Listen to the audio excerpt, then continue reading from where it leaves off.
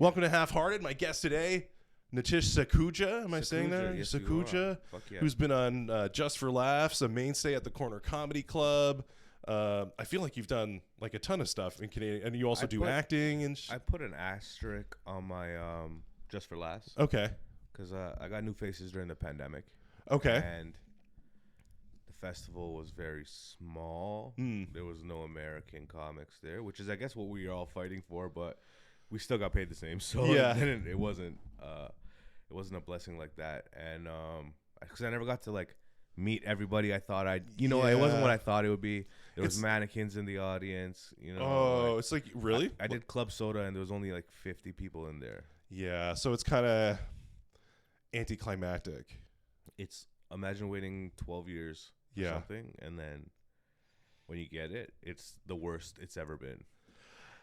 Yeah, I mean, I can't say. I mean, do you want to talk? Do you want to talk about that because I feel like that's a like Just for Laughs being canceled. I can't. It's disappointing as a Canadian comic who has no credits, but at the same time, it's not surprising. I got the credit. Yeah, you got the credit. It doesn't really hold. You don't. Well, and sorry, and so that and that's. It's not to denigrate anybody who gets the credit. Believe me, but it's like. What does it do for? What did you think it would do for you? I don't know. Well, I thought at the very least, because I've seen it the years prior, and for other people, there's people in the audience who are, people who work in the industry who hold power towards doing certain other showcases or getting on certain late night shows or. Getting a TV show or getting a TV deal or something like that. You know what I mean? Or well, and so I'm going to turn your mic up for a second. Oh, did I just turn myself up or you? Is that better? Did you turn yourself up? You might have turned yourself up. I hear you better now. Yeah, I did turn myself up. Hello, is that better? I can hear myself now. Yeah, you're good. Okay. And I turned myself back down. Okay. I never have difficulty being heard. That's that's not my problem. I always gotta like shut up during shows. Sorry, we were talking about Just for. Oh yes, that's right. So I remember. Did you watch that documentary, The Comedian, with Jerry Seinfeld and Orny? Yeah. And I remember he would talk about Just for Laughs and what's the second guy's name you said? Orny Adams. Orny Adams, right? I saw him at the comedy the comedy store in LA when I went, not this time, the last time. And dude, this guy, I watched probably like 7 comics on the main stage. This guy murdered like he wasn't just telling jokes about nothing. Like everything he said had something to it. Like it was fucking. It's the comedy I like. You know what I mean? Like he was fucking saying something. Well, yeah, I mean? And I mean, like if you saw him like a couple years ago, and he was the Comedian came out in the early 2000s, so he's probably been doing comedy like 25 years, I know, something man. like that. The skill level, you could just tell, man. Yeah. You know? Well, it's like honestly, it's I want to get back to Just for Laughs, but to your point, it's when it comes to comedy, man. Experience matters. Absolutely. Oh my god, because like there's nobody like I can always tell when somebody's been doing it 10 plus because like those are the guys that make me feel like I got work to do. Those are the people that make me feel like, oh man, like this ain't it takes like the years matter. Yeah, absolutely. It's like we're playing different games. Yes. You know what I mean? Well, and it helps though because I started comedy late. And so it's like, I got to get on this as quickly as I can. When did you start? How old are you? I'm 41 and I started at 38. Okay. So I started end of May 2021. Like I started in backyards, dude. Like I started like when we were still locked down. Yeah. But it's like, I'm hard on myself for not being further or not being better. And it's like, dude, this is a journey. Like there's no way to shortcut it. Absolutely a journey. But I'm 33. I started when I was 19 years old. Yeah. But when I started, I just dove like head in. Mm-hmm. But it was a different time then, man. There was like 5-6 shows a night every night. Yeah. You know, you could actually hustle. I was doing like from 10 to 20 shows a week every week. Yeah. You know? Wow. And like that's why I still like I'm still doing mics to this day. You know what I mean? You'll catch me at a mic almost every night. I'll try to run around wherever just to try to get on stages. I have a couple places that I frequent because I know I'll get on, you know, but there's still mics. And I'm still there every night because I come from that. Yeah. You know, where that I've done it for so long now that it's like I have to do it. If I'm not doing it at nighttime, whether it's a mic or not, I'm like, what it's am I almost doing? like working out where you feel like if you miss a day, like you're behind. Exactly. It's like in the morning I get up to go to the gym and I don't want to go to the gym. I don't like working out, but every morning I get up and I fucking put my shoes on and I fucking go. I don't want to do it. Yeah. But I do it just because it's become routine now. I've been doing it for so long. You know? Do you Same at nighttime when I go to do comedy. I'm just, whether I have a headache, whether I fucking feel like shit, whether I feel good, doesn't matter. I know I'm gonna go do this tonight, you know? Yeah. And do you find it because one of the things that kind of scares me off of like just miking all the time is like I'll say to myself, like, I don't have anything new. So like I should probably like wait to do an open mic until I have something new to like work. You're wasting time then. Yeah, you think so? Absolutely. Yeah. That's what the stage is for, because you can write for fucking, you can have all the material in the world, but if you're not going on stage, it matters zero, because at your level right now, you're probably only getting like between 5 to what's the max you're doing right now? I mean, I'm out 3 or 4 nights a week. No, I mean like time-wise on stage. I mean, I'm doing 15 to 20s pretty regularly now. That's what you're getting? Yeah. Okay, sweet. Yeah. So if you're only getting 15 to 20 minutes a night to do shows, and you're writing so much, how are you going to have enough time to work on this stuff? You know, it's not. So you need stage time. It matters more than writing, because eventually you get so comfortable on stage that you can just talk about your thoughts without having to worry about having anything pre-written, because you're comfortable in the fact that you're funny. Yeah. And then just talk about it, and then whatever comes out, it'll flow, you know. And it might go bad for a while, but through that you'll find gold, man. I find, it terrifies me. I find like I always like when I meet the people who are I'm a right on stage type of guy. I'm like, I don't know what that means. Like I feel like a lot of it, I might get the odd tag, you know, in the moment or something like that. But I find like I like to like I'm a writer. I kind of like to flesh it all out and then take it to the stage and see what works, see what doesn't, then go back to the drawing board and fix it. And like I kind of tweak that way. Yeah. But I would love to be the type of person that writes on stage. But I think I don't know if I have the confidence yet. Yeah, that's all it is. It's just finding your voice. You know what I mean? Because I never sit down and write. Yeah. I can't even tell you a time that I've just sat at a computer. I hate it. Yeah. It fucking reminds me of school. I don't want to do that. You know, I hate it. But I'm about to record my 3rd album. You know what I mean? Like but I write on stage. That's my thing. I'll come up with a thought or something if I want to talk about it during the day, and I'll put a jot note in my phone, like just a topic note, because there's no way I can emulate me being on stage with the adrenaline rushing to me sitting. My mind just doesn't work the same. Yeah, it just won't. How did you settle into that process? I just started. I started feeling stuck. Yeah, that I was doing the same material over and over and over again. You know. And I came to this realization that like, so the way I do it now is like, you know, it's been later, like the later parts of my career, and earlier on I was like I was in this rut, and I came to a realization that 99.99% of shows that I do don't matter. Okay. They don't matter. They only matter for me getting the reps in. Yes. Okay. Other than that, I've never done a show where it's changed my life.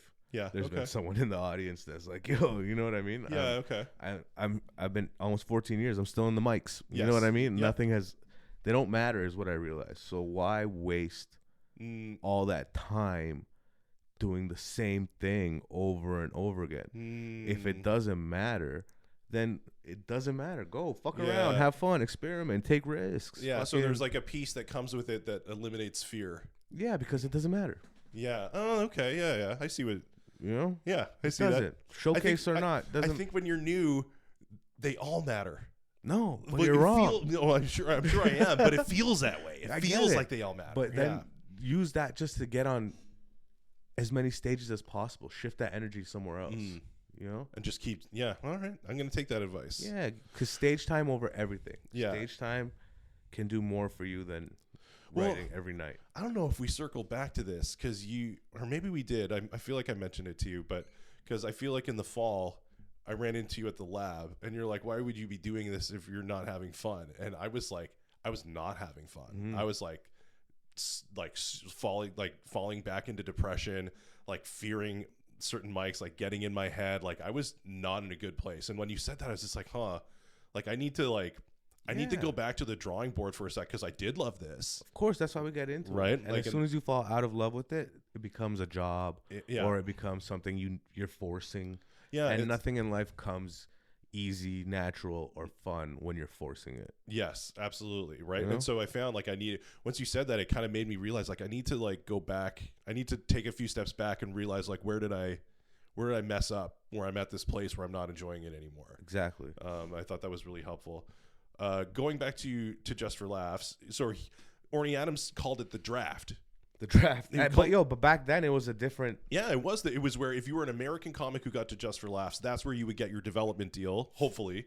And if you were a Canadian comic, that was basically where you got your agent that would take you into the U.S. Right? And I remember that. And then at some point, that stopped being the case with Just for Laughs. I don't know when that happened. Because I guess I started too late. You think so? Everyone feels they started too late, right? Because I started when I guess I saw the tail end of it kind of mattering. But like as you get further along comedy, you realize that all these people that got these things, nothing has really happened. You know? Well, do you think that it's like? Because now, like, do you think social media is what changed it? Probably, which is I guess good and bad, but also it's like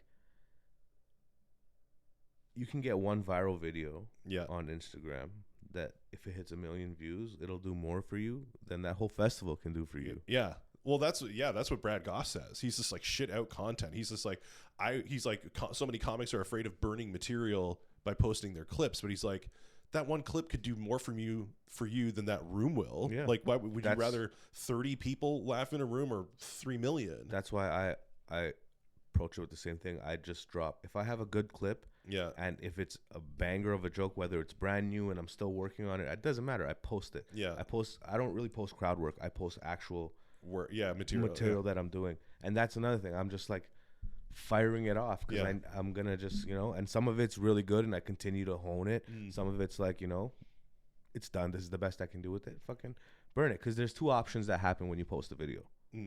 Either nobody watches it or everybody watches it. And either way, it's a good thing. Yes, absolutely. Because if nobody watches it, fuck it. Have confidence and do it every night if you need to. Hopefully not, but I mean, you know what I'm saying? Yeah, absolutely. And if it does go viral, then that means people are coming to see you now because of that joke. Yeah. And if you are a comedian, worst case, write another joke. You'll be fine. Yeah. Or some people might even ask for it. Yeah. When, they want to hear, I want to hear that joke that he. Yeah. Absolutely. It's like, they're waiting for you to say it. Yeah, exactly. Yeah. It's oh shoot, I had a thought there and I lost it. I'm sorry. No. That's okay. Sorry. What it was like, a lot of comedians are afraid of I like the atomic habits approach, which is like, the more jokes you write, the more better jokes you'll write, and then you'll have like a lot of comics they'll have a joke that's so, but it's not like they haven't either fixed it, but they're afraid to take it out of their set because it works a little. But because they're afraid to kill their darlings because it's all they have, opposed to thinking you can just write more jokes. Yeah, absolutely. Right. And like the topics are endless. Like I like to think of it as like in everything there's room for a joke. Yes, absolutely everything. Yes. In every topic, in every situation in life, there is always room for a joke. Okay. People keep like, I don't know, when you want to write about something and you're like lost on it and you're like, I'm stuck for material, pick a random topic. Yeah. And then just think about what that topic does. Don't even try to be funny. Just like everything you feel or think about that topic. Yeah. Write it down. And then once you have that, because you're going to be like sourcing just what you feel about it. once you take that and just start talking about it, you'll find that you're a naturally funny guy, and you'll find the fucking humor in it. Yeah. And that's when it starts to hit harder because people are like, this is a thought that like, it's not just like a joke. Like this is an abstract thought that this person had, you know, this is an opinion or an actual feeling. That's unique to you. Yes. Yeah. Which is what really makes people, you know? Yeah. You hear someone tell a really good joke and you're like, oh, like, cause it does something, you know? It's like, that's thought out. It's not just like there's so many A plus B equals C, you know? Yeah. And I find that there's a lot of times like a comic will do a joke and you're like, I've had that thought, but I didn't think of it as funny. Yes. Yeah. They delve into it or whatever. Yeah, you know? Exactly. I never. Well, and I have this problem where I'll be talking to somebody, I'll tell a story, and they'll be like, "Oh, that's funny. That's a bit. You should talk about it." And it's like sometimes it's hard to recognize the gold in your own life, in your own experience, and it's like it takes somebody else to like bring it out. Like that's why I like to do podcasts. Is like it just brings out thoughts. I don't know. I'm a hyper extrovert, so like I think by talking. Yeah. That's fucking good, man. Then you know what you should do, instead of like thinking about what's a good story or whatever. I challenge you, go on stage. Yeah. And at least once or twice a week, go up with nothing. Yeah. And just start talking about your day and how you're feeling and just free flow and just watch where it goes, man. I'm going to do that. Because even if you get 3 laughs in it, I bet you the 3 laughs will be harder than some of the material you're doing. Yeah. And they're listening. It's a story. They're following you. Quiet. When an audience is quiet, it's a great thing. You know, people get scared of the silence, but if they're honestly quiet, it means they're listening. Yeah, it means you have their attention. The worst is murmuring. Yeah. Okay. Yeah. They're bored. Yes. You hear people kind of talking over here or there, but complete silence, they're listening. And when you have complete silence, the only thing you can do, the best thing you can do with that is fucking hit it with a hard laugh. Yeah. And it feels so much more powerful, you know? Yeah. Yeah, I really resonate with that. I appreciate that. Yeah. Well, and there's part of it because I saw we were both at the corner last week, and I just saw like you're talking about like metaphysics on stage, and I'm just like, I gotta talk to this guy. Because it's like I don't know if you like have you watched my podcast before? Do you know? Not too much. I'm sorry, I don't really watch too much. That's okay. Shit. So like the reason before I started doing comedy, I had been like an evangelical Christian. Okay. I was. What is an evangelical Christian exactly? That's like so under mainstream Christianity, we'll call it. Sounds evil. You got evangelical. Yeah, I know it sounds like holy, but it also has like I don't know in my head. Evil, there's like Catholics. I hope I didn't offend evangelicals. That's fine. There's Catholics, there's like Greek Orthodox, and then there's Protestants, which is like all of like a mega church. Those are all Protestant churches. Okay. So I was like a semi-pro, like Christian praise and worship guitar player, really, and stuff like that. Like I played on big stages in front of big crowds and stuff like that. That was my life before doing. Were you getting that evangelical pussy? No. Okay. If you mean like guys asking me about like what pedals I'm using, then sure. It's not the same as being in a band in high school. No, I mean the thing about being in the band in church just means you get to get married sooner to the hotter girls. Okay. It works out. Yeah, that's right. I got married at 24. Hell yeah, lost your virginity early, I guess, eh? I didn't grow. So here's the other thing. I didn't grow up Christian either. Oh, what'd you grow up as? Nothing. Ooh. When I was this is where we're gonna die and everything goes black. This is where we're gonna connect. Is I did 10 grams of magic mushrooms, and that's when I became like God conscious. Nice. What? How old are you? I'm 41. So I was this. No, when did you do the 10 grams? Year 2000.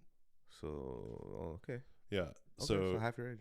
Yeah, I did 10 grams, and that got me like just aware that a God existed, and then I just followed the path, man, and that's where I ended up. So like the first day I went to a church like voluntarily, I met like all the guys that would end up in my wedding party. Okay. And then so when I started but before that, like I said I wanted to be a comedian when I was 8. Like my dream was to be on SNL. I got into university for theater. Really? Eh? And then but I had this experience, and then I went to Bible college instead, and I just like total pivot.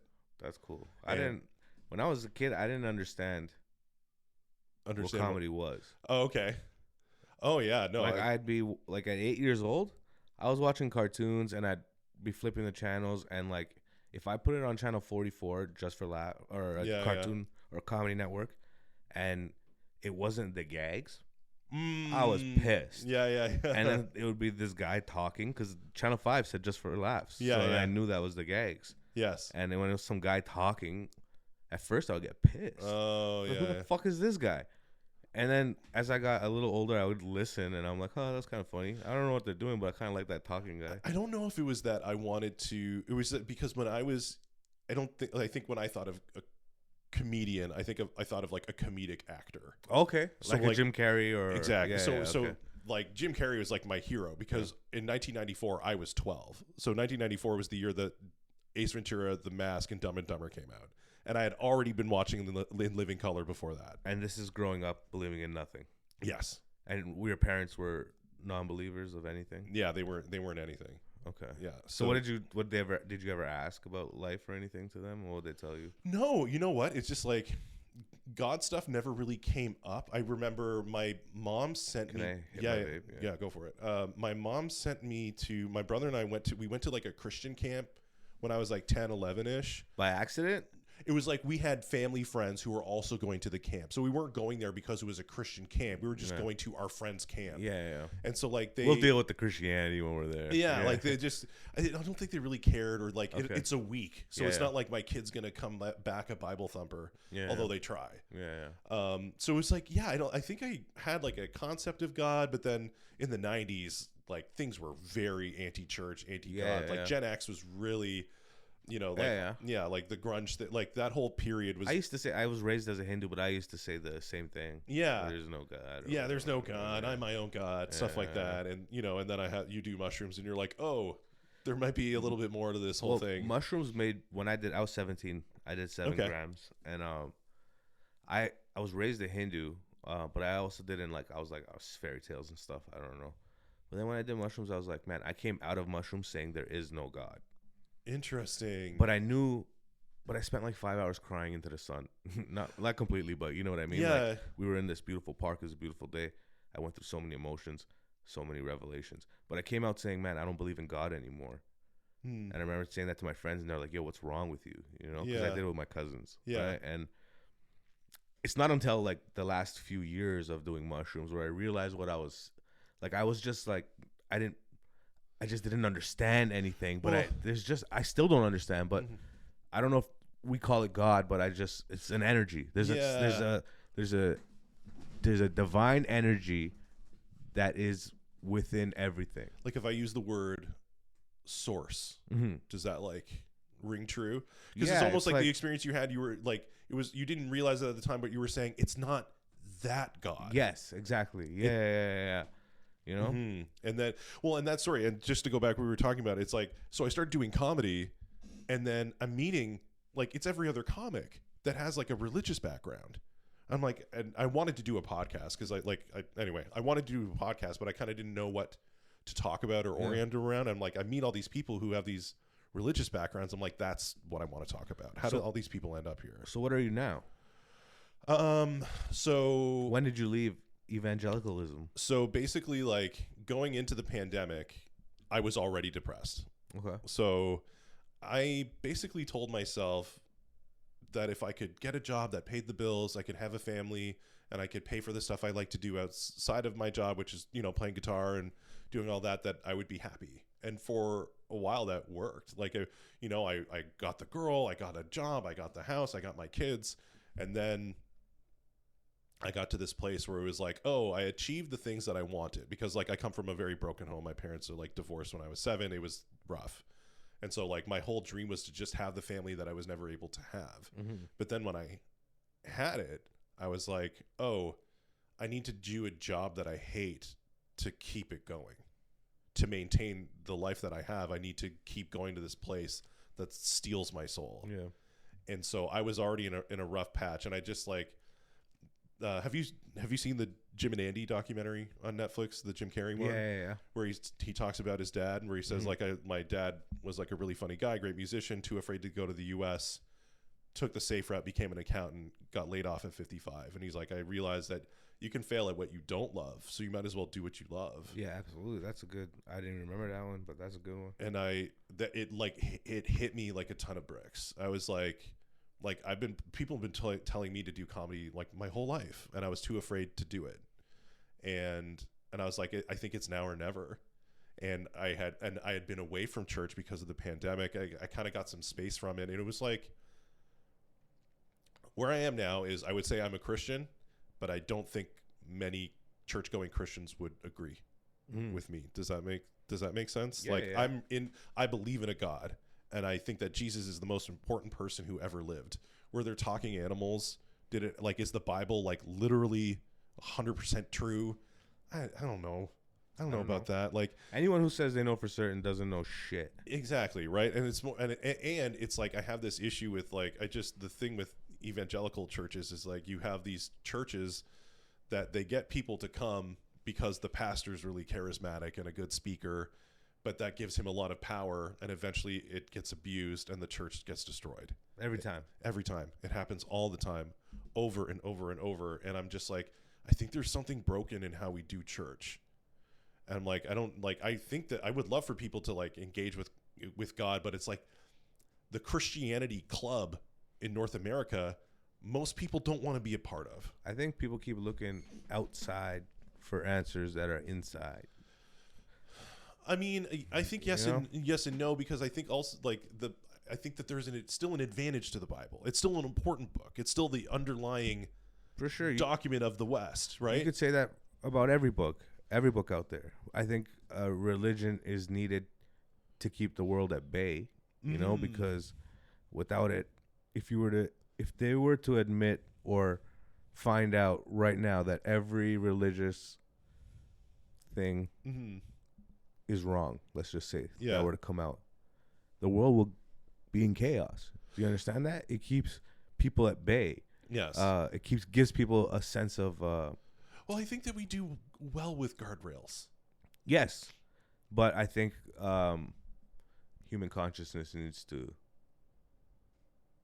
evolve all around. Well, it's more like, it's like we have these imperfect systems to like.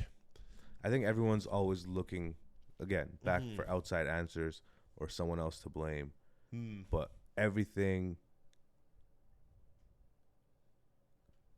can be like, we have the answers inside. You just got to take the time to like relax, take all the negative thoughts away, and just fucking breathe. You know what I mean? Yeah. And just think.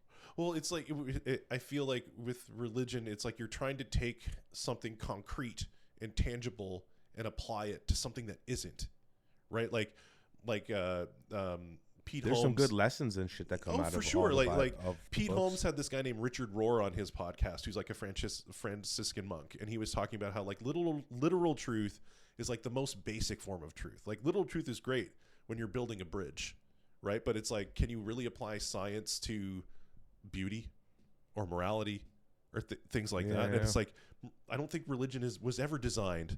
But I feel like, with the rise of science and atheism, religion feels the need to compete in that same arena when it was never meant to do so. And people will push it because, just like you were talking about, there's certain people, like not every priest, pastor, pundit is evil. No, of course not. Some of them, and a lot of them, it's been exposed. A lot of them are they want people to be religious because it benefits them.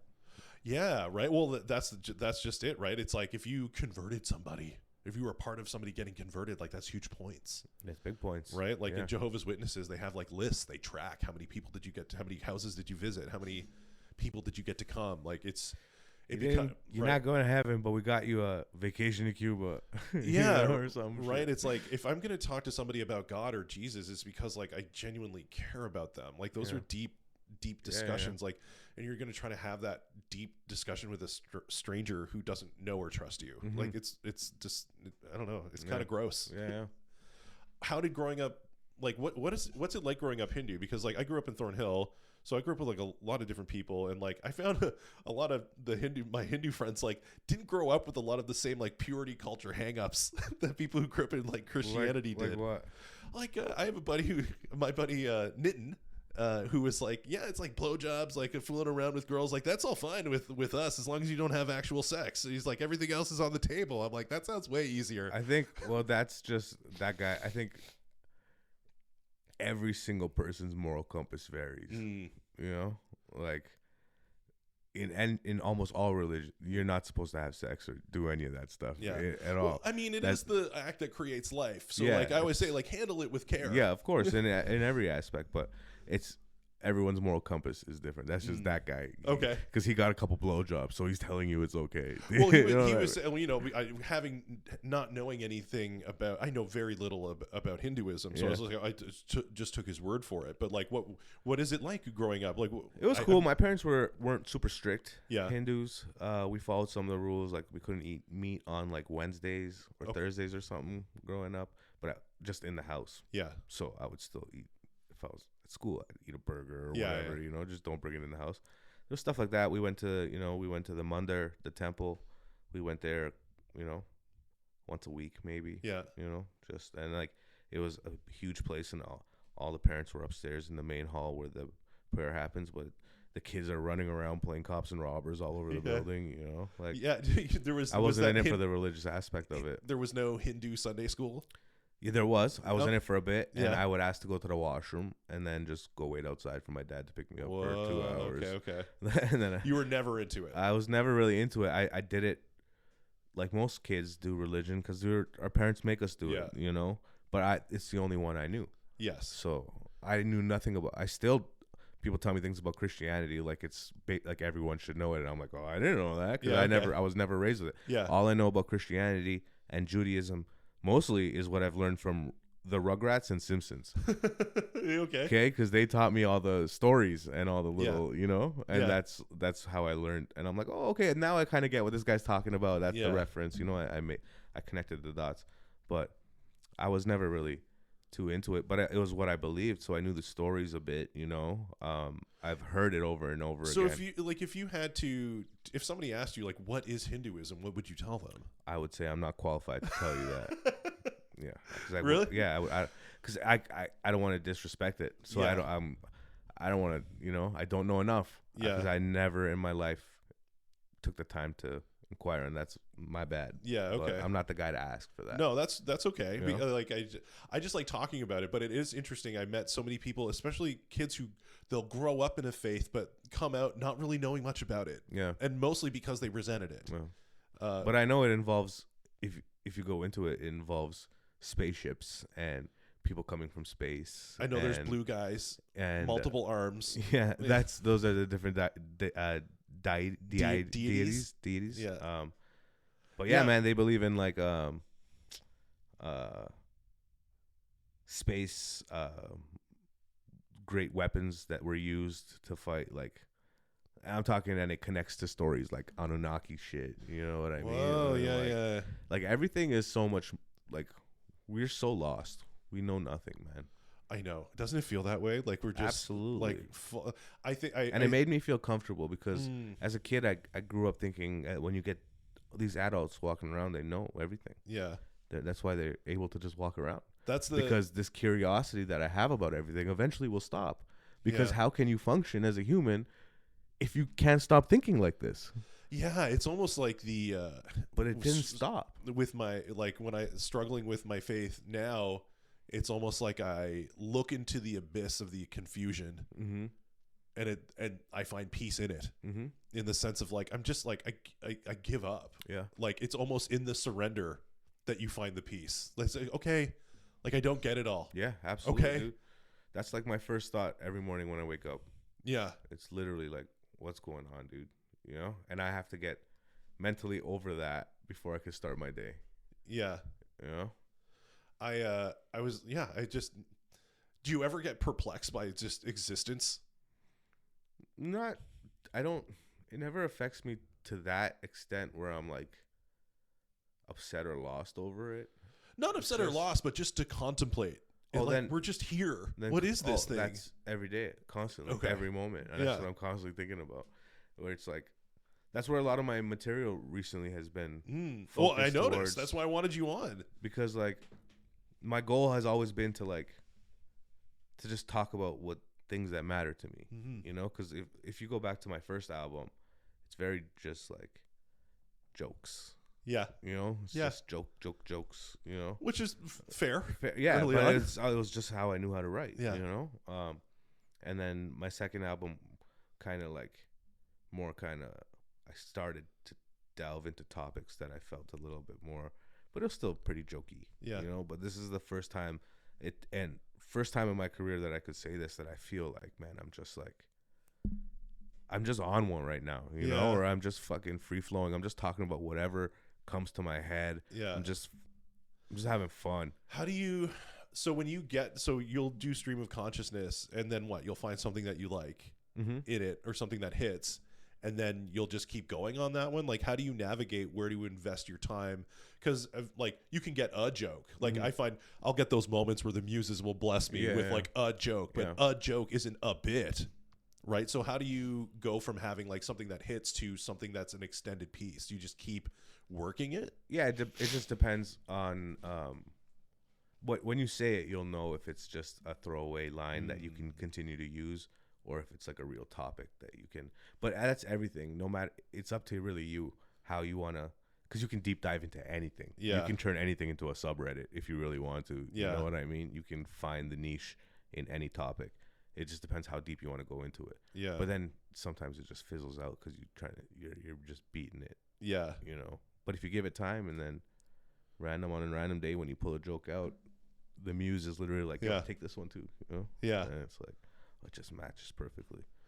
I've heard you talk about being an unsafe minority. Is that like fair? Is that accurate? Am I not using the right phrase? I don't know what that means. I'm not safe. No, like someone coming for me. In the sense of like you have an Indian background comic, but you're not like, you don't talk about being Indian. Oh yeah, that's why they don't want to put me on TV. Yeah, tell me about that. Tell me what that, like. I wanted to talk about that. Yeah. So like, what does that mean? What do you like? I don't know. It's just, I feel like I made you uncomfortable. No. At the same time, I dropped my vape and I was like, oh no, my vape. That made me more uncomfortable. No, it's just, I don't know, man. I get like, I know I'm funny. Yes. You know? I know I'm funny. And I know I can do shit. And I know I've missed opportunities because people are like, I don't trust what he's going to say on stage. You know? Because I do kind of walk the line, and I kind of... why? Like, I feel like if you didn't become a comic to make people kind of gasp a little, like, why? Yeah, but that's not what industry in this country wants. Yes. You know, it's not what's on the agenda here. So what have your interactions with the industry been? And when you say industry, do you mean entertainment in general, or just the comedy industry? Yeah, it's like everything has to be super clean. Yeah. Everything has to be watered down. Like, yeah. I did my joke about I have this joke about how I found out I'm Afghani. Okay. Because I did a 23andMe. Yeah. And I got my DNA results, and the joke goes, it makes sense that I'm Afghani because, you know, my face, I'm pretty Afghani, you know. I love to have meat that's spun around a fire. You know? Yeah. I'm pretty rude to women, you know. Yeah. And I hate my government. Yeah. You know? And that's the whole joke. Yeah. And then I got that joke back. I did it on CBC, but I got the joke back for Winnipeg Comedy Festival. Mm-hmm. And I took out the I'm pretty rude to women part, and I wasn't allowed to say I hate my government. I was. Yeah. They had to change it to I oppose my current government, or not my. I oppose my government. Are you on Winnipeg this year? I did it last year. Okay. But they'll send you notes on what they want you to change. Oh yeah, and then you can certain things they'll let you pass, but then it's just edited out. Oh, the power of editing. Yeah. You know? Yeah, it's. But it was a super fun festival. Like, but it was also like my first real festival I ever did in this country because Just for Laughs didn't count. Yeah. But I had a great time. They treated me awesome. But that's not like if the other shows I did for them, I was let it fly, do whatever you want. But it's just because it was a CBC taping. Yeah, you got that's the. It's the one day I knock on wood, I hope to get a real taping, like outside of my own albums, because I can say whatever the fuck I want when I do those, but I'd love to get a taping for something that matters. Yeah, that you don't have to. Yeah, where they're like, yo, do whatever the hell you want, dude. Yeah. You know?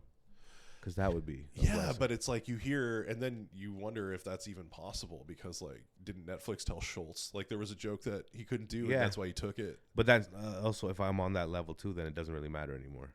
You know? Whereas right now it would be an opportunity for me. Yes, yeah, absolutely. Okay. Yeah, that makes sense. But I just feel very it's like when they see an Indian guy, they're like, okay, now give us Indian stuff. Yes. Which is in a sense racist. Yeah, but it's also like, I don't know, I feel very neglected by this country as a whole, by the entertainment industry, because I feel very underrepresented, you know? And like, I've been here my whole life. Yeah. There's tons of guys like me. Yeah. TV, in the terms of Indian people, went Apu. Yeah. Straight to that Big Bang guy. Characters like him. They went from appeasing and making fun of our parents to the new immigrants. Yeah. And appeasing the international students and the new guys coming over. Do you think Russell and they skipped over? There's a whole generation of us that are not represented on television. Yeah. You ever seen a guy like me on TV? No, never. You never should just, you can't just be like, you have to be Indian. Yes, right? Exactly. Like tied to it somehow. Yeah. I can't be just a lawyer. I can't just be a detective. I have to be an Indian detective. Yeah, yeah. That's Russell Peters. That's your answer for that right there. Yeah, well, that's what I was going to say. Was Russell Peters an anomaly? Or did he talk because he talked about his dad? No, because he did all Indian stuff. Yeah, yeah. Oh, okay, gotcha. It was all race and Indian stuff. That's what it was. You can be an Indian guy who talks about Indian stuff. Okay. But so, yeah, and that's what I mean, though, is that it's racist, because you've been, like, my lineage is, like, German, Irish, French. I have zero connection to any of those countries. So, like, if I was to do a taping, they're like, you don't talk about enough German stuff. Yeah, exactly. It's like, why would I? Exactly. It's insane. But even when you watched me that day on stage, how many times did I talk about Indians or do an Indian accent or do any... None. Not once. Because when I first started, I used to write jokes about my dad and my growing up, and it was a lot of Indian jokes, right? And I remember I showcased for Yuck Yuck so many times. I wanted it so badly. Yeah. And then probably on like my 10th, no, I did like 12 showcases for them. Yeah. This was early. This was like my 5th showcase. Earlier on, like that. I remember I did it. I had a great set. I did jokes about my dad at the time. Yeah. And I'm waiting downstairs. Breslin's coming around. Yeah. Taking people upstairs, the ones he wants to talk to. Yeah. I don't get chosen. Yeah. And then I'm like, fuck. But then I just wait around till the end of the show. Everyone leaves, and I still stick around. I'm just waiting in one of the booths, waiting for Breslin to come downstairs so I could ask him, like, yo, I don't care if you didn't pick me, but can you just, like, yo, what'd you think? You know, give me some thoughts. Yeah. You know, because I wanted to sign with Yuck so bad. Yeah. At this time. It's like maybe 4 years in. Yeah. You know, 3 years in. And then, no, not 4 years. 3 years in. Sure. And then this guy comes downstairs, and I'm like, hey, Breslin, can you know, what do you think? And he goes, yeah, great. But Russell did it already. You know? Okay. And then he just walked away from me. And then I was like, what? And I had already got this I was getting from people, oh, you're only funny because you're an Indian guy. You're only funny because you make jokes about Brampton. That's what I was getting a lot of from people. So I had this fucking moment where I was like, yo, am I funny because I'm an Indian guy, or am I funny because I'm funny? Yes. So then I was like, okay, I want to be able to, like, take a chair, for example. I want to be able to make fun of that chair without putting an accent on that chair. Yeah. Or talking about being Indian at all. Yeah. So I made it a fucking purpose to not do the Indian accent and not do Indian jokes anymore. Yes. Okay. And that was year 3. So up till recently, even till now, I don't feel comfortable doing it because it's in my subconscious. He fucked me, you know? Yeah. It makes me question if I'm funny. Well, you know what? You're not. I've talked to other Indian comics, and they've said something similar. I want to get away from talking about just being Indian. I want to just be able to talk about whatever as me, and that be enough. Yeah. You know? But I think if that makes you different from the culture you're at large, it's like it's hard not to. But then a lot of them use that phrase. It's a crutch, in a sense, in their writing. So yeah. But that's the thing. I'm just trying to be I want to be a great comedian. Yes. I don't want to say he's a great Indian comedian, one of the best Indian comedians. Yeah. I want to just be great. Yes. I don't want to be put in a subreddit. Yeah. I want to be on Reddit. Yeah. No, absolutely. You know? Absolutely. So that's what I'm working towards. And now as I've gotten funnier, I know if I do pull out an Indian accent, I'm going to utilize it so much better than just when I drop it, it's going to fucking hit. Yeah. It's not just going to be a fucking me doing my dad. When I do my dad's voice, I don't even put the accent on, really. I just, this is what my dad said. Yeah. And I say it as myself. Because and I think that's cool. It's just, in a sense, it's kind of sad, though, because it is still who you are. You should be able to, like, censor because you think it doesn't make me unique, but it is also part of you at the same time. But I feel like it's made me funnier. Yeah. Because it's forced me to think outside the box. Yeah. You know? Because now I have to search somewhere else. Because then when I told myself I'm going to do that and you start doing it, you're like, shit, I was using that as a crutch. Yeah. And now it's literally forcing me to fucking reach for fucking random shit, you know? Did you ever end up getting signed by Yucks? No. Do you care now? No, absolutely not. I would never work for someone that tells me I can't work for someone else. Yeah, I've heard that. Yeah. I've heard that. I ain't no bitch. Well, and especially in a place where there's so few opportunities as it is. Mm-hmm. Like, exactly. It's not like we have like a glut of clubs to choose from. Yeah, it's bullshit. That's why, get out of here. Just fucking get out of this country. So where are you, like, that's the one thing I like to talk about in the podcast is, like, so you grew up spiritually, kind of apathetic to Hinduism. So what turned you on to spirituality now? Like, where are you now? Well, it's because I was 17 years old. I did mushrooms, and then my journey began. My life literally flipped upside down. How so? Everything I thought was wrong. Yeah. That's what I learned in that trip. So then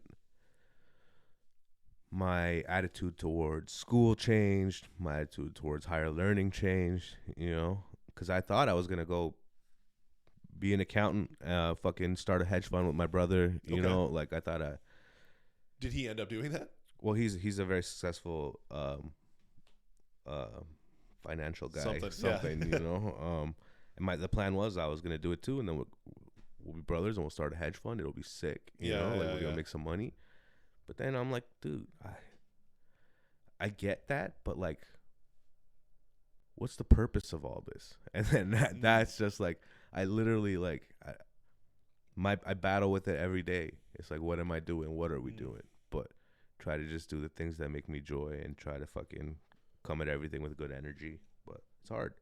It's a fucking battle.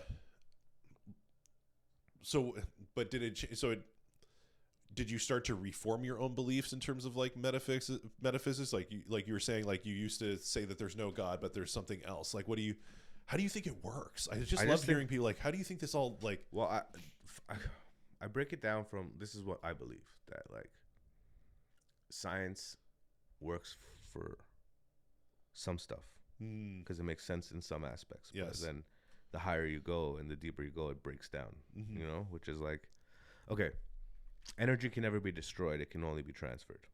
That's right. Energy cannot be created or destroyed. Yeah, that's like right. Newton's first law or second law or whatever. So I think it's the first law of thermodynamics. Yeah, whatever it is. It's a fucking law.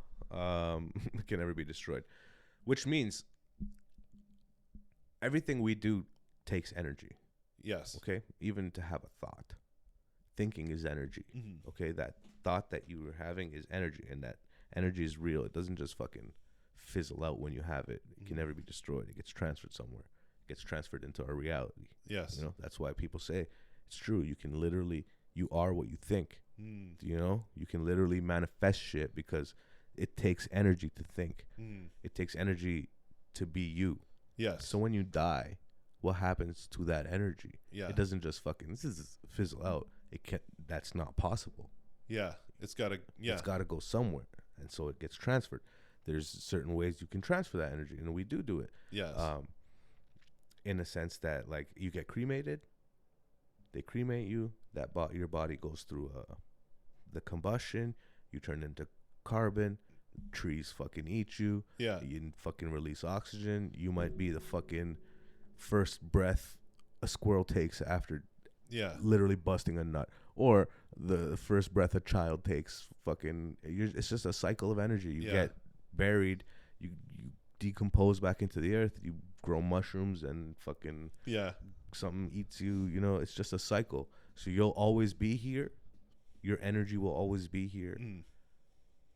Not necessarily in this form, but a part of you and your energy will always be a part of whatever is going on. Yeah. It's just a cycle. Do you have any do you believe in any form of afterlife? I don't know what to I just know that this is not the whole ride. Yes. Yeah. I believe in that saying that we are just the universe experiencing itself in a human way. Yeah, I've heard that one. Yeah. To me, because we're all the same. We may look different, but our source energy is the same energy. Well, and going back to that concept of source, which is energy cannot be created and destroyed, and yet we live in a universe full of it, right? And so to me, it's like I can't get rid of God. I just can't, because it's like, where did the initial one come from? If we live in a universe that started. I'm very comfortable with exactly what you're saying. I agree exactly. I just wouldn't call it God because of the context that we as society have labeled God. Yeah, okay. So I would say just the higher power, you know, the fucking something. Yeah. The something that the source. The thing that I give thanks to. Yeah. When I remember. I feel like we're in this time in life, though, where I feel like people are a little bit more open to God, more so than they were in the past, especially in the 90s and in the 2000s. I think now more than ever, I feel like people are very comfortable. Like, I used to be in certain circumstances, like, kind of nervous to tell people I was a Christian, because if I did, people would make like a stink face, or they would want to debate me. Like, it was kind of a thing. It wasn't that I was ashamed of it. It was more just like, if I tell people, it's going to be a thing. It's the same thing as someone saying I'm a Muslim or I'm a Hindu. Yeah. It's just, you know what's the best answer? I'm a person of God. Yeah. You know, I'm a God guy. Yeah, I'm a God guy. I'm a God guy. That's what I go with. Yeah, that's exactly what I say when people ask me what are you. I'm like, I believe in the mushroom. The mushroom works. Yeah, there's something going on. You know. Yeah, there's more than what this is. Because the mushroom, I feel like when you eat it, it's like the mushroom experiencing human life. That's why you're like, whoa, my hands. Yeah. You know? Or it's just the way that the mushrooms give you that ability to see things differently. Yeah. That change in perspective is so refreshing. Have you seen how they connect to the ground and to each other? Yeah, like a network. All over the world. Like, it's, dude, that was a gift from the universe. The way that it all works, it just works together. Right? Like, the weird thing about this reality is the fact that, like, it makes sense. It all works. There is no magic so far, right? It just works like a machine. But machines are designed, right? Like, it's just, I wouldn't be surprised. I wouldn't be surprised if we found aliens and they were just other humans. Yeah. Well, and I had this crazy thought yesterday. It's like, the human body's pretty good in terms of, like, morphology, right? Like, we got these feet to move around and legs to move around. We got these hands. It's all just a suit. Like, you are, when your dad busted his nut. Yes. Okay. You are a little sperm, and you are still that little guy that has grown. Have you ever seen that picture of a brain pulled out? So it's like a brain cut in half. No, it's a brain. It's connected to your spine, your spinal cord, and it just has a bunch of nerve endings. Like the nervous system. Yeah. It's just a bunch of, and that's literally, if you look at it, it's just a little. It's a grown it's a little tadpole that has grown into this thing, and it's inhabiting the egg that it went into, the body shell. That's what the women give us. They give us the shell, and it goes into it. It's literally like connecting Power Rangers getting into their suit. Whoa. Do you know what I'm saying? Yeah, I never thought about that. That's all it is. It's a little sperm cell controlling this suit. This is the suit. Yeah. That's crazy. I never thought about that. It's crazy. That's all we are. But I got it's us getting into our little transformer. But I'm just so glad that it's like this. Like, imagine if like humanity, like, evolved to have like T-Rex arms. It did. Something did at one point. So I know, but like we could have. Like, imagine how different the world. Like Hitler would be a lot less intimidating if it was just this. Well, blessed. Well, Leo, honestly, there's some people born with T-Rex arms, and we're blessed that Yeah, that's true. I worked at a summer camp when I was in university, and there was a guy, one of the parents, who had those arms, and his randomly generated government license plate was ARMZ. That's hilarious. That's hilarious. Did he get extended like sticks to drive? No, he was. You know what? I didn't poke my head into the car, but I saw that his license plate said arms. I'm like, how did he not ask for a new one? That's funny. How do you know it was naturally? Because it was like arms and then 3 numbers. Maybe it was like maybe there was 3 lucky numbers. If he asked for that, then he is hilarious. Yeah. If he asked for that license plate, then that's like awesome. Either possibility is hysterical. That's so funny. Right? It's like the proctologist asking for ass man, right? Like that's that's good. That's the most brilliant license plate ever. Ass man is good. Like I can come home and show your wife, look at my arms mobile. My problem with like having a custom plate is that people know it's your car, and I guess that's what people want. But I think it's what you want at first, but then people know it's your car. Yeah. Like I used to work at this place that you could park across the street. Mm-hmm. And it was at the time where Chief Bill Blair came on TV saying, there's a bunch of fake parking tickets going around. If it's not from the city of Toronto, you can rip it up. Yeah. He literally said that on TV. And I was like, hell yeah, that was the confidence I needed, brother. Yeah. So I started parking in this parking lot because they would give us these fake tickets. Yes. And I would just rip it up and toss them. But my car at the time, I was driving a Cavalier, an old Cavalier. Okay. But when I bought it, it had this like sticker of a grizzly bear on the back of it. Yeah. And I couldn't get it off. Okay. So it was just like, got this car for $1,200. Whatever. I'm riding it till it dies. Yeah. That grizzly bear was there. But every day I would park, and I would park with all my coworkers. But every day I was the only one that got a ticket. Because they knew. Because they knew the fucking grizzly bear. If I didn't have it, it would have blended in with the other cars. But they saw that fucking grizzly bear every day, so they gave me a fucking ticket. And I would just throw it out. Throw it out. A year later, got a knock on my door, and I got served. I got sued for $12,000 in unpaid parking tickets from that fake company. But were they actually allowed to sue you? Well, we went to court. We went to small claims court, and then we settled on $700. Nice. But still, yeah. But like I blame that fucking, and that's the lesson I learned. Yeah. Where I will never make something on my car so familiar that you'll always know it's mine. I mean, we live in a city where parking's at a premium, so you don't need that shit. I got a ticket the other day. I'll tell you what I do afterwards. I mean, I have an old friend who he would just he went to university and he had it all budgeted out perfectly, except for the only shortfall was the parking. So his solution was just to grab other people's tickets and put them on his car. And it works sometimes. Yeah. But it's usually the same cop working a couple rounds. And he's like, I didn't give this car a ticket. Yes. Then you get 2 tickets. I think at a university, it's a little harder, right? It's not like a street. It's a big lot. So, I think it worked there. But did you do Humber? I can't remember. No, you didn't. No, did you do university or college? I went to University of Waterloo for math and business. Wow. And I dropped out after a year and a half. Okay. And then I went to Seneca at York for television broadcasting. Okay. Got my degree in that, and then did nothing with it. Yeah. And I did it because I was 2 years into comedy, and my parents were so mad that I dropped out of university for comedy that you just did it to. I did it to appease them to get some sort of diploma, degree, or paperwork.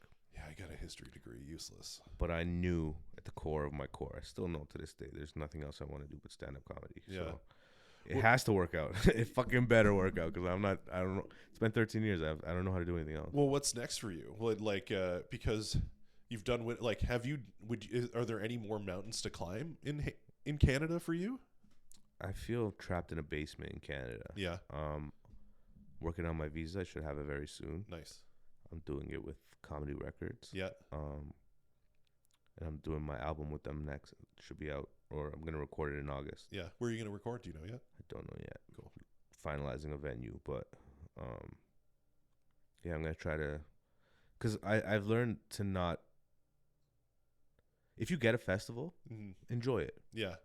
Have fun, do it, but it's not, doesn't mean anything, and don't be mad when you don't get it, because be happy for the person when I got it, Winnipeg last year. Yeah.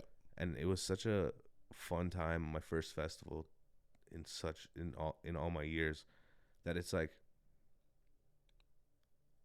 what am I gonna get mad that I didn't get it this year? Yeah, yeah. And it made me realize that, man, it's just a fun opportunity. When it comes your way, enjoy it. Be happy for other people that they get to enjoy it when it happens. But it doesn't matter. So I got to write my own goals that mean something to me. So I'm going to try to do an album every year.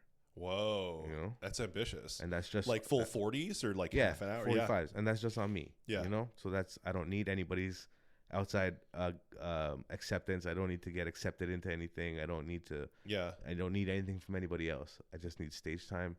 Yeah. And I'm as much of it as possible. That's why you'll see me out every night. Yeah, man. You know? Yeah, I don't know. It's tough to be out every night in my situation. No, I get it. Exactly. I'm blessed because it's just me and my girl, and she understands what it is, you know. Yeah. And well, and that's tough to find too. Yeah. Because I've talked to guys who are kind of like reticent to people who want to pursue the online route more than the on stage comedy route, because it's like it's rough. It's a grind. Yeah, we'll see what it is, but the thing is, in 10 years, we'll see who's still doing comedy then. Yeah. You know? Yeah. Craig Fay told me that. He's just like, the biggest thing about people who make it and people who don't are just the people who fucking stick with it. Mm-hmm. And I really took that to heart. Yeah, man. Because like I don't know. I forgot what I was gonna say. I lost the thought. You were just talking about like sticking with it. Yeah, it's just I don't know. Doing it every night, the coming up with like doing an album every year. Yes. Coming up with the 45 minutes of jokes isn't the hard part. It's the honing it and making it cohesive and good, which is the hard part. So just trying to do it every night. But again, I'm fortunate enough to be able to. I understand everyone. Well, I mean, I think we're at very different places, but I always like to talk to people who are further up the road, right? Because they can tell you things that you might not anticipate or see coming. I'm also only 33, so I'm younger. I have less responsibility. Yeah. Well, you got plenty of time, but I mean, like I said, I'm not going to rush it. Even if like what CK said, like 25 years, that's like when you're good, right? Yeah. It's just like, okay, well, for me, it's a longevity game. Yeah. So Morgan Freeman didn't make it till he was like 60 or some shit. No? Yeah. And I, with the day job I have the potential to retire at like 55. Yeah. So that's like a lot of time where I can dedicate myself. I have kids, like all the stuff like a lot of the stuff that comics have yet to achieve, I've already done. Yeah. Right. So then I can just keep going. I can go at comedy more so and it only takes one of these fucking clips to go viral to change everything. Yeah, man. Well, I mean, and you know what? The truth is, like, my podcast clips don't do like the best. Some of them will really hit, and some of them won't. I find like the videos where I'm just like me looking at my phone will do way better. But it's just like, I just love this. I really love just sitting down with people and having a good conversation. Having a good conversation. No phones. Just hanging out and getting to know people and talking about things that like matter and are deep, dude. And like I try not to like Christianize it, but I just like, I don't know. Nobody talks about really like the deep stuff. Yeah, God and questions that make people think about their actual fears, because we all think deep down, we all want to know what the fuck is going on. Yeah, man. And it just makes some people so uncomfortable that they don't know that they have to hide it in work and reality television and fucking their favorite artist. Well, I say this all the time. It's like, I think that's why we're so desperate to find aliens, because we're just hoping. They're already here, dude. We're hoping they'll tell us. We're probably aliens. I don't know. I gotta say, I'm kind of like, I'm all over the place. I think sometimes I think we might be alone. it wouldn't surprise me. Like and this if we UFO are, stuff. It's just maybe we're just of this earth, and like we're not outside of it, and we are like the cycle of energy. You just cycle back. Well, and there's some beauty in that too, you know. Well, I think this is part of the Christianness that I had to let go of, was the fact that like it's like you're so focused on like the Bible is true, this is true, it's got to be true, and it's more like, well, if whatever the truth really is fine, because that's what it is, right? Like why fight it, right? It's if evolution is true, you've got all these like Christians who are like, we've got to make the world like 6 to 10,000 years old, and it's like, and if it's not, then the whole Bible is not true, and then there's no Jesus, and like that's what they're fighting. So it skews your bias when you're fighting for something. That's like right, and then you've got to put aside things that you like. The evolution thing is pretty hard to argue with at this stage, and it's like you got to put them aside. Like in I'm not Mormon, but in the Mormon Latter-day Saints faith, they call it putting it on your shelf. You have some sort of doubt, something that doesn't work, just put it on your shelf, right? But like eventually, the shelf can only take so much before it breaks. It's true. So, I think because we don't know, we may never know. All you can do is just fucking be kind, bro. Be kind. Show compassion. It's hippie shit. Yeah, it's all about love. And I don't know. Good energy. energy. The not knowing is kind of what makes it beautiful, right? It's like if we did know, what would it be? Like if you knew 100% there was a God and like there's a hell or something like that, like what would your existence be like then? Yeah, right. Then you live a life out of like fearful servitude. People wouldn't go through this journey then. People would probably just like, okay, I'm done with this. I'm starting the next journey, and just kill themselves. Yeah. I think the not knowing is like part of the deal. Yeah. Right. I think the suffering is part of the deal. Journey of self is, it's like when you get there, you're gonna be like, so what'd you learn? Yeah. You're getting in no matter what. Just what'd you learn though? Yeah. You know? Yeah, that's like every near-death experience. There's always like a life review. Yeah, that's like Hindus say you keep doing it until you get it right. That to me is hard.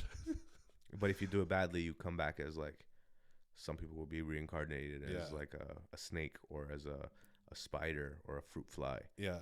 Well, then the journey's a little bit faster. You can move back up. No, but then it gets a little easier to get back up to being a human again. But then. I mean, human's pretty tough. I don't know if I want to do this again. I don't know. You've probably done it 1,000 times. I mean, I'm glad I don't know that though. Yeah. Knowing, like, do you ever watch The Good Place? You ever watch that show? That's a cool one. I loved it, right? Yeah. But like knowing, like when they find out that they're actually, it's an old show that's over now, so I'm not spoilers to anybody. But like when they find out that they're finding out that they're in the bad place like over and over and over and over and over again, to find out that you've done it 1,000,000 times before and you just found out now, it's like, oh, that's even worse. It's never ending. Yeah, but just for a moment, because then you'll forget. Yeah, then you'll forget. Then you'll be back in. Then there's a blessing in that. Well, dude, we're at about an hour, and thanks for coming out. This is good. We just talk, man. I really appreciate you coming out and your insights on comedy, man. Like I'm always struck by them. So I really appreciate it. It's just, man, if you're not having fun, don't do it. Don't do it. Then you're just making it bad for everybody else, including yourself. Yeah. And if you're making it bad for yourself, you'll probably make it bad for everyone else too. Oh yeah. You know? Yeah. You gotta be cool. Like, you gotta be comfortable understanding that, something may never happen. You know? Yeah. And it may just be me in comedy. Yeah. Me just telling jokes. But that's when I started. That's that's when it was the most fun. When it was just me telling jokes, because there was no like, I didn't need a festival when I was 3 weeks in. Yeah. I just wanted to fucking tell these jokes. You know? Yeah, I just wanted to be funny. Yes. So always have that want to be funny. Yeah. And then you're doing what you love. You're blessed, bro. Yeah, man. Oh, that's a good place to end it. Hell yeah. Thanks for coming, man. Thanks for watching, everybody. Thanks for having me. I'll see you later.